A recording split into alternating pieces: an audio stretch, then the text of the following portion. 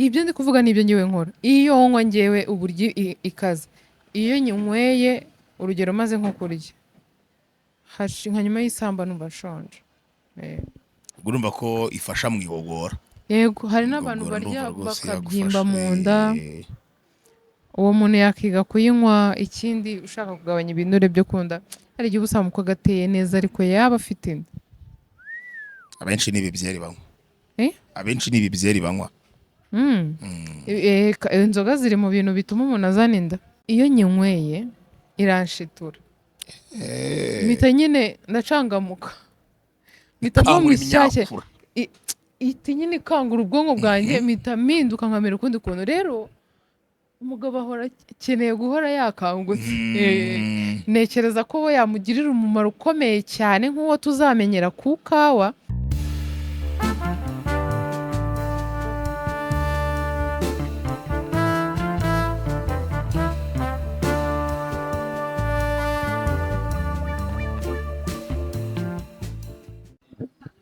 Ndabasuhuje ndiyemwe mbaye n'ikaze nimwe tubana umukundi nimwe mukunda mukanakurikira ibiganiro bya Ketchup TV show 5/5.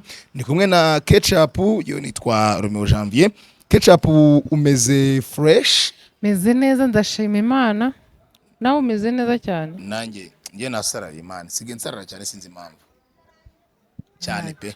Ariko ushaka gusanga ufite uburwayi bukaze, nubwo ntazi ubwo ari bwo. Imana ikorohereze bukire.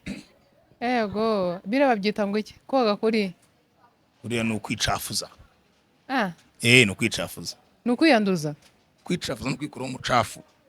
Kwicafuza no kwikuraho ubucafu. Ngo iki kirimo se n'ijyanye. Bira twabikoraga tukiga muri interina. Ni koga noza nyine kwa passport. Oya passport bari hejuru. Burasa nahashyiramo. Oya naga ari washyira. Arataha n'umwuya kuri. Okay, mwakoze.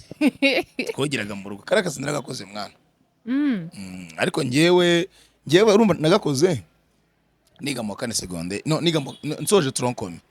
Noneho naragasore kagasiribu kigira nyine ngakaniga muri quartier nyine. Ngo yeko agateka mutwe. Oya nibyo biri seriye. Noneho ngava mu rugo muri vacances ngiye gutumika ikiyede.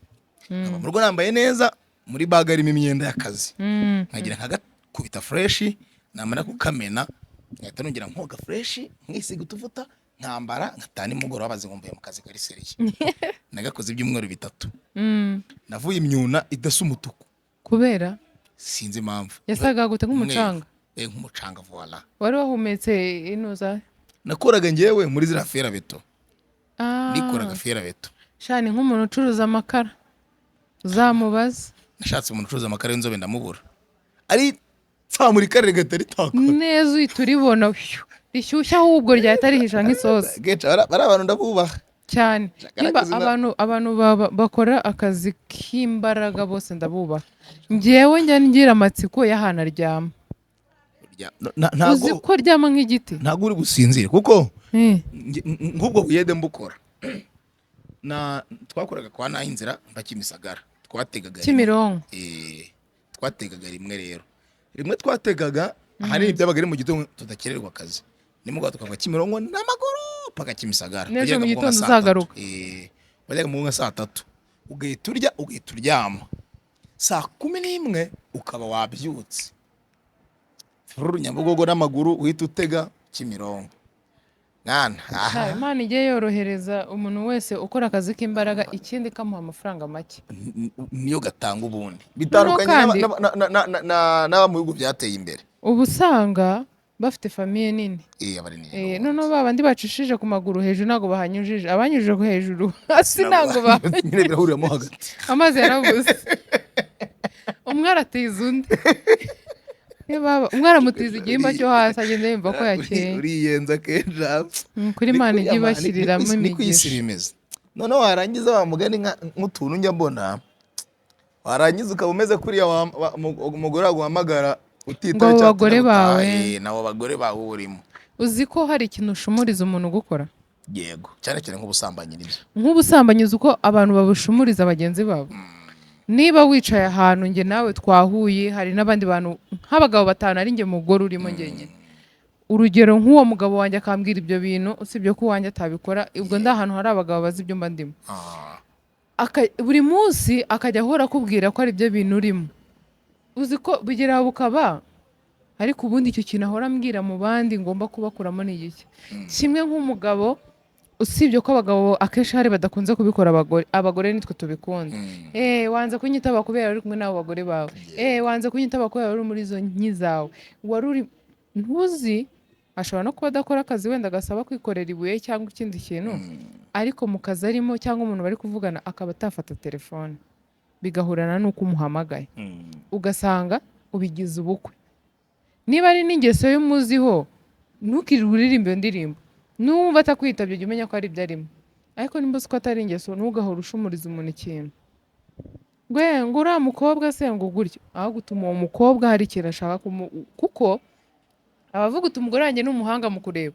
azi icyiza kiri kuri uriya muntu reka njye kukimenya ariko bagabo mwene mwumve mbavugiye mwumve ngo ni bwo buryo oya si byo kuba mwabikora ariko nanone umugore kuba ari byo binahoze imbere atabanje no guhangayika ngo amenye se umugabo wanjye abaye iki ko noneho amaze amasaha ngaho atitaba ese uramutse umwandikiye mesaje mbi cyane umubwira ibibarimo ukaza kumva bakubwiye ko yapfuye ati wenda yaguye mu mpanuka wenda ikintu runaka cyo kukazi cyamugwiriye yapfuye izo mesaje ntabwo uri buzisibe nzamaze kugenda wenda hari n'undi muntu waguye kuri iyo fone arazibona muzajya mwicarana gutya mukiriye murebane urimo urarira twikomereza iki si cyo kiganiro cyane aba nacyo umuntu akinyuzemo gatoya wenda nk'akantu gato nari ngiye gutangaho gato cyane kuri icyo kintu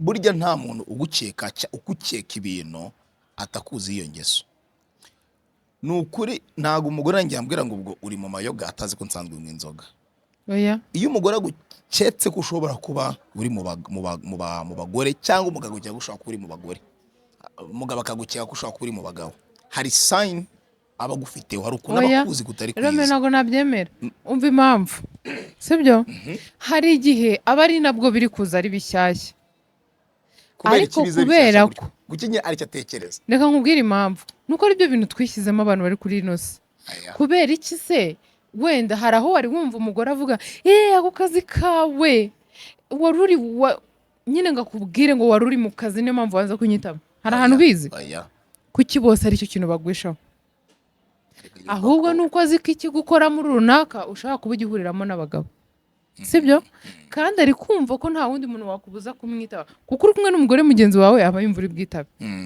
kandi mu by'ukuri ari uri kumwe n'umugore mugenzi wawe murimo murisotorera udashaka kwitaba iyo ni ikosa ariko kubera ko abantu ari nibyo bintu twishyizemo tugira defo bimwe mu biganiro tugira mu magambo tujya tubwira abantu bacu yo kugendera mu kigare nkaba numva ko hari uduposti duhoraho umugabo yikoreye cyangwa se moto yamupfiriyeho hari ahantu mu byondo amerewe nabi adafite ukuntu akura telefone mu mufuka kubera umuziga ariko ko wangirika umugore akamuha mesaje zo kumubwira ko ari mu bagore rero no wa mugore mu buzima busanzwe nawe yajya kubwira umugabo we akumva ko nta kindi cyamuhuza usibye abagore hari igihe aba ari bishyashya n'ukuri utanabimuziho hari n'igihe ushaka guhurirana n'uko nguko ubimubwiye ari nabyo arimo ari nabwo yabyize sibyo umugabo mushaka kubana iyo ngeso atarayifite mukamarana imyaka 3 ariko akaba afite ikindi kigare kimubwira ngo ni gute umaze imyaka 3 utaraca umugore wawe inyuma barakuroza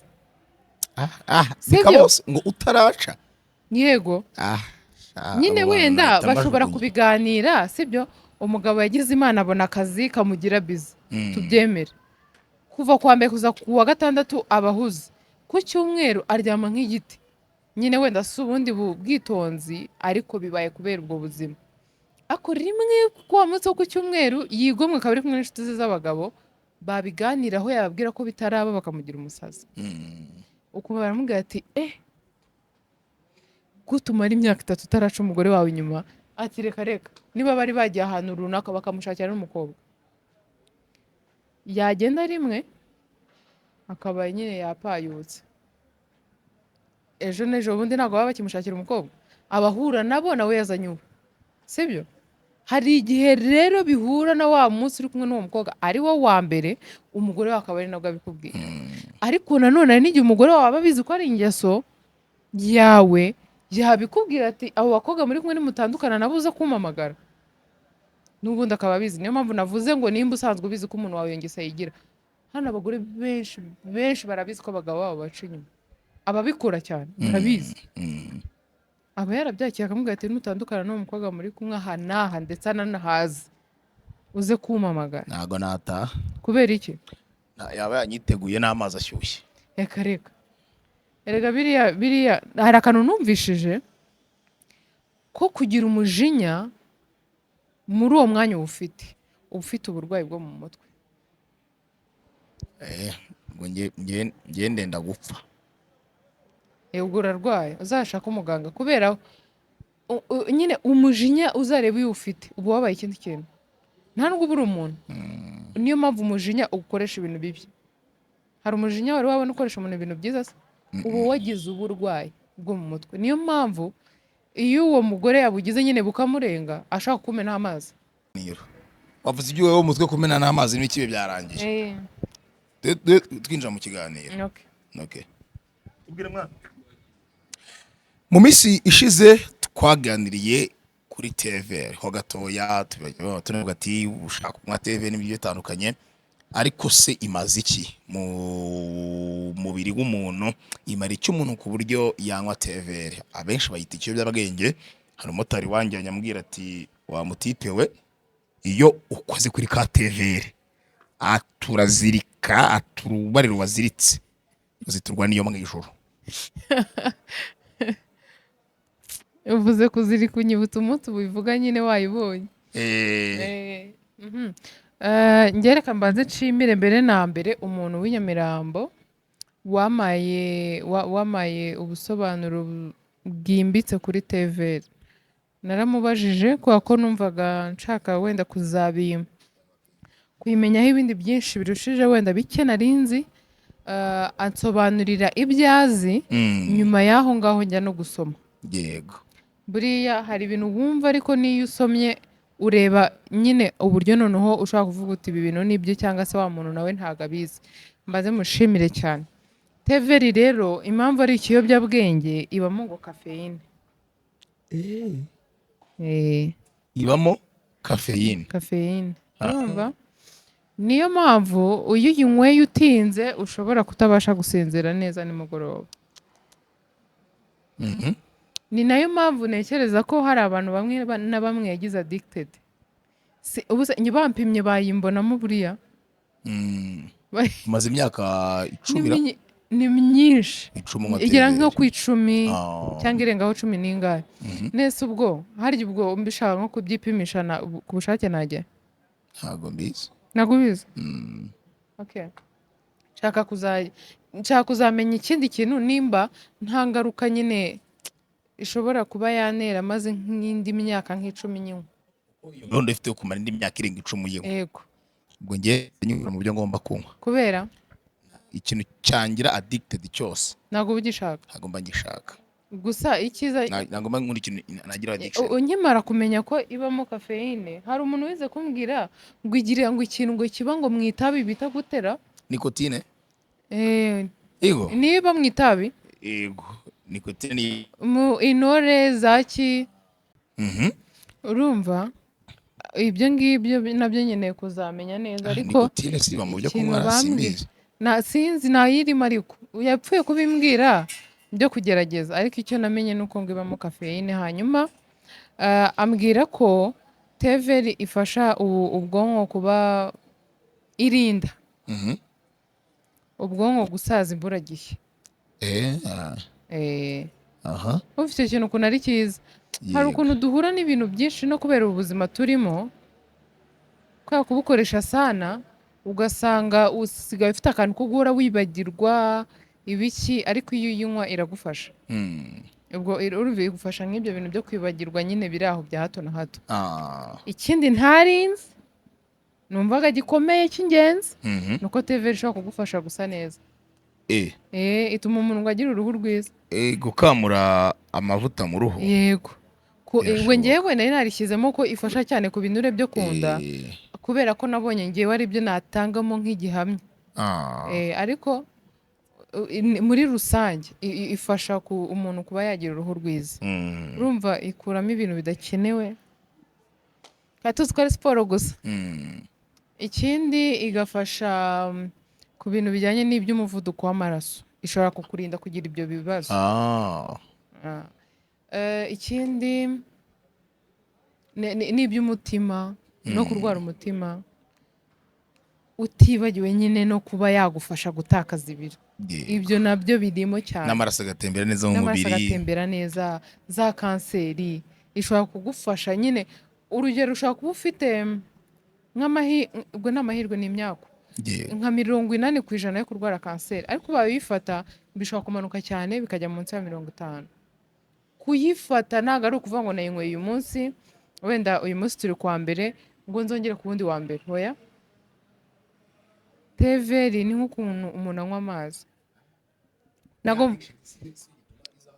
Oya, simvuze ngo kenshi ku munsi, ibe rimwe ku munsi ariko bibe buri munsi, sibyo?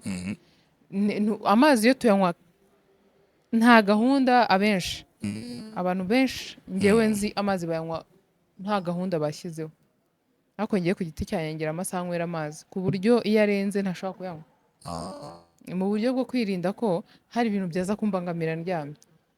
Niba ari nimugoroba mba ngomba kuyanywa byibura kugeza saa moya, kugira ngo saa yine njye mu buriri ntari bukenere kubyuka ngo njye gusoba ibiki. Rero teveri nayo ni byiza ko urugero ushobora no kutanywa ikaze nk'iyo ngewe wenda nywa bitewe n'urwego maze kugeraho nyinywa, ukajya uyinywa byoroheje. Nk'ubu naguze T-bag za teveri ariko byarananiye kuzinywa kubera gufata amazi kuri uyu yabiza ugashyiramo mba numva ari mu karu pe, ntago aho ngaho mba numva nkwe teveri, byaranze.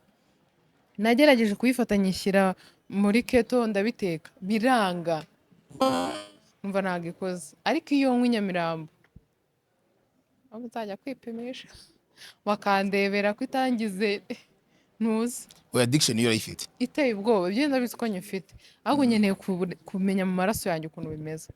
Urumva teveri igufasha ibyo byo gusa neza, umutima, kanseri, ibiki byose. Ikindi ni igikira, urumva hari ikindi kintu bambwiye,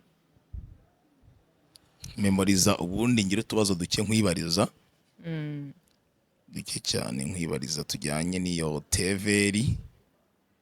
Ikindi gufasha no kugira ubuzima bwiza. Nabira navuze kwikurinda ibintu by'umuvuduko w'amaraso. Yego. Ni abantu bameze gute batemerewe kunywa teveri? Imyaka, kondisiyo y'ubuzima umuntu arimo, kugira ngo ikirarebwa na buri wese kigana, ariko ntabwo ari buri wese wemerewe kunywa iyo teveri. Umuntu utwite, umuntu wonsa, kuba yayigira akamenyero ntabwo ari sawa ku muntu wonsa. Ku muntu utwite narayinyweye, narabivuze, mpinga nzima twajyaga tujyana kuyinywa, ariko biterwa n'umuntu. Ariko ngiye nkugiriye inama ya rusange, ntavuze ngo biterwa n'umuntu, kuko ntabwo uba uzi uyinyweye ukuntu byagenda. Bibaye byiza utwite wayihorera. Iyo umuntu atwite ntabwo aba afite ubuzima bwiwe wenyine, aba afite undi muntu atwaye, atazi ukuntu ubuzima bwiwe buhagaze mu nda, atazi n'ukuntu biba bimeze. Urumva ni byiza ko utwite wayihorera. Ikindi, umwana ugifite imyaka nka 10 n'ingahera kugeza ku myaka nka 15, 17, uwo simba numva ko hari impamvu zo kuyinywa, kereka abaye afite uburwayi runaka muganga we akabona teveri ishobora kuba yamufasha, ko nabyo birashoboka. Ariko mu gihe nta burwayi runaka ufite cyangwa umubyibuho ukabije, nta mpamvu yo kuyinywa. Ariko kuva kuri 20 kuzamura umuntu aba yabaye inkumi, kuko usanga hari n'abanywa inzoga kuva kuri iyo myaka. Ni iyihe ngano ikwiye yo kunywebwaga itagomba kurenzwa ku munsi?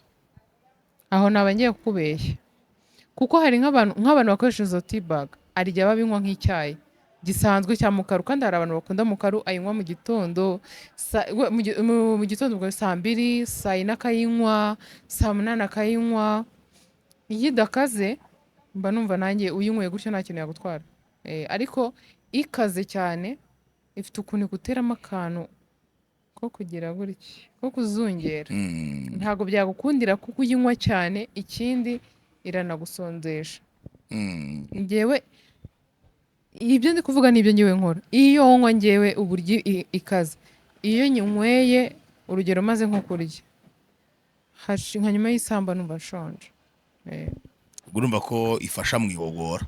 Yego, hari n'abantu barya bakabyimba mu nda, uwo muntu yakiga kuyinywa. Ikindi ushaka kugabanya ibinure byo kunda, hari igihe usanga uko agateye neza ariko yaba afite inda. Abenshi n'ibi byeri banywa. Abenshi n'ibi byeri banywa. Inzoga ziri mu bintu bituma umuntu azana inda. None ikibi ku bagore bigera hano, zana na bya biboro bya hano, uriya n'umugongo buriya. Ni aha ngaha noneho twiyambarira amasutiye kikata kigucamo ngo ugahita wumirwa. Rero birafasha. Teveri ni nziza, urumva ko ntabwo ari iy'abantu babyibushye gusa. Ushobora kuba unanutse ariko ukeneye kwirinda bimwe mu byo twavuze ukaba wayinywa. Nk'ibisharira se ntabwo umuntu ashyiramo agasukari. Ikindi ushaka kuyifata ugashyiramo, ubwo mupapa yambwiye ko ushobora kuyinywa washyizemo ubuki, ngo hari abantu babikora. Ariko ngiye mpamya ko ikintu kimwe ari umwimerere wacyo biba ari byiza kandi gitanga igisubizo cyiza kuruta kujya kukivangira ibindi bintu. Kuko yewe nzakora igisasu nanjye ubwo mbikore, nkubitemo nk'ubuki n'indimu numve. Indimu byaba ari ibindi bindi ubirishe na capati. Mana yanjye ndabikubwira nyuma. Ndabikubwira nyuma ya kamera, uvuze gutyo mutanibuka. Ako ni kamwe mu tumaro twa TV. Ni mu bantu bose muri rusange. Ku bagabo yakubwiye ko biba bimeze bite? TV rero ngewe mfite ukuntu iyo nyinyweye ingira mushyashya. Hari nk'igihe urugero ngera nko mu rugo saa 4 mvuye nko muri siporo, kandi saa 6 mfite gahunda kandi ndushye, wenda nkagera mu rugo nkoga nkaba ndi nko ku buriri ndindiriye ko wenda saa 5 n'igice zigera nkabona kuva mu rugo kugira ngo saa 6 zuzuye mbe ngeze aho hantu. Nkumva nacitse intege ku buryo n'ijwi ryanjye uryumva ukajya ni ry'umuntu byose. Iyo nyinyweye iranshitura, mpita nyine ndacangamuka, mpita mba mushyashya, iti nyine ikangura ubwonko bwanjye, mpita mpinduka nkamera ukundi kuntu. Rero umugabo ahora akeneye guhora yakangutse.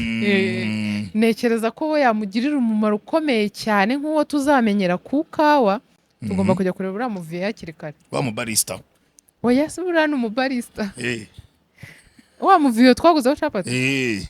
Kaba ariko tubyita. Uriya rwose ahubwo tumurebe bitarenze. Tugomba kuzajya kumureba byihuse akatubwira ku bintu by'ikawa, kuko ikawa irakomeye cyane ku bagabo gusa na TV abagabo mubare muyinywa.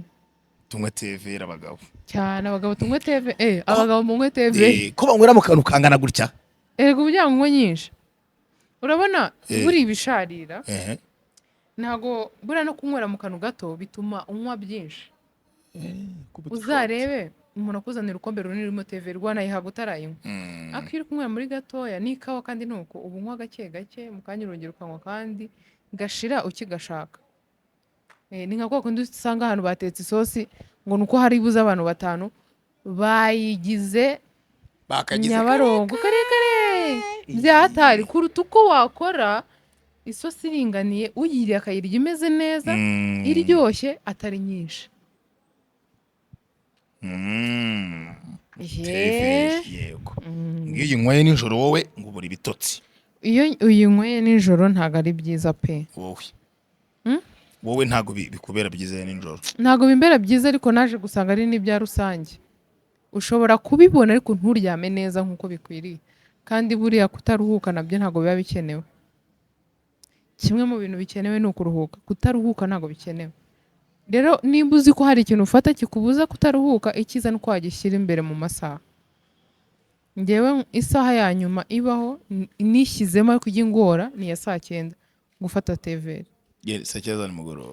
Ariko hari igihe byanga, nk'ejo nayifashe saa 2 ariko nasinziriye saa 6. ariko impamvu nyuma yaho hari utuntu nabonye ndadukora dutuma nanirwa. Ibaze rero kuyinywa nijoro udafite ibindi bintu uri bukore ngo unanirwe ni ikibazo. Yego. Nimba mufite gahunda ubwo ni amahitamo yanyu, muhitemo gukoresha TVR, mwumvishe ibyiza byayo n'ibibi byayo. Ibibi byayo ubwo ni ukudasinzira no kuba ishobora kukugira addicted cyane. Yego, ubaye uri umuntu udakunda ibintu bigutwara wayireka. Nkanjye kuko na bia natangiye kugira addiction yayo mpita nangira kuyigabanya. Mu gitondo we Mu gitondo aribwo nyina bia hari ahantu hashyashya nabonye nzajya njyayo. Zirimo nyinshi ako barahenda 5. barahenda byo ubwo se mise nirangiza sha reka aya barahenda byo ngaho nukujyayo udafite gahunda yo gutinda. Ahari umeze nkaho urindiriye umuntu. Yego. Okay, ngaye nguko kuri TVR sidupfundikiye TVR. Yego, twapfundikira TVR ubundi ubutatugahamagara abamama, abantu barera abana. Ikiganiro gikurikiyeho ni icyanyu. Yego, cyane cyane abana bakiri batoya kuva ku mwaka ku mezi 6 kuva umwana atangiye kurya, cyane ko mfite abamama b'inshuti zanjye mufite abana bagiye gutangira kurya. Iki kiganiro fani kizakurikiraho ni icyawe. Mutera agatebe duhura ahangaha. Yego, ni Ketchup TV show, ni kumwe na Ketchup, yewe nitwa Romeo Janvier. Imana ikurinde. Amina nawe ikurinde.